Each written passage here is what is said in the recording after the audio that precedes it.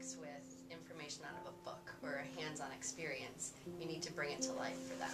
And the only way to bring it to life is being creative and imaginative and being willing to take risks and experiment. If you're not willing to do that, you're really taking people's education for granted. You really need to take it in your hands and be able to mold it and to be intentional about experimenting with it.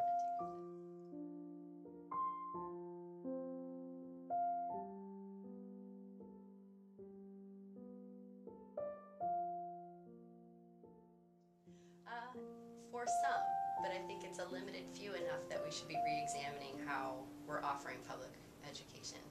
I think the successes that I've seen come out of it, they're great, but there's a lot of students that fall through the cracks because they're simply not learning in the way that we're providing information. So they're not getting as much out of their educational experience as they could, and that's just sad.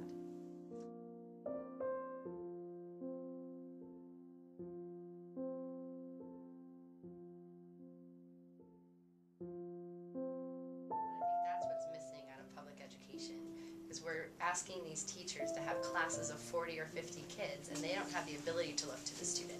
So they're looking to a group of students or a mass of students that are not representative of the whole. So I think it's essential. When you sit down one-on-one to tutor someone, the first thing you do is figure out their learning style. And you can't do that with a class of 50 people.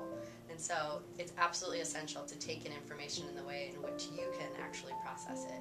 And that's what we're missing in the public education.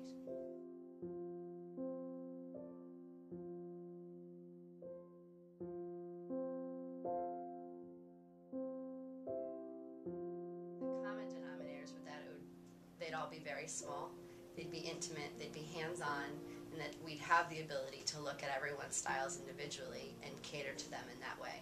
It's practically impossible. I mean, that's why public or private schools cost so much, because you're paying for that extra hands-on attention and experience.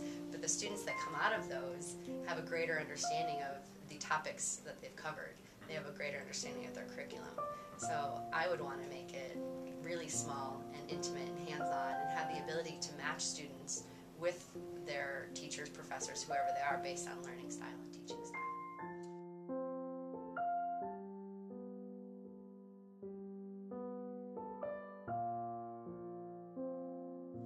I think it would be a lot more of the faculty and staff within the academic realm, as well as non-academic, so student affairs or any other area, needing to be a lot more hands-on individually with students. We do a lot with teaching large lectures, teaching large classes, putting on large-scale events, and maybe it's that we take that type of time and energy and put it into smaller sessions, smaller sections, getting people together more one-on-one.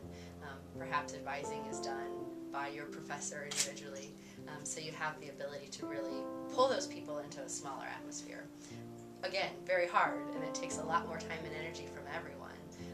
But perhaps in the long run it pays off to where it doesn't. In the long run it turns out that because people were more invested in the beginning, they need less of that time and energy in the future.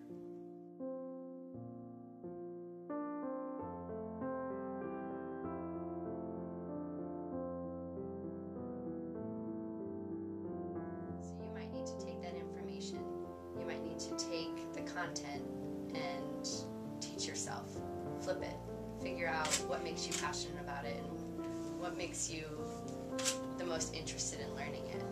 And so whether that's building something or doing something or melding it in a way in which it makes you excited, it's your creativity and your passion that you have to put behind the information, regardless of what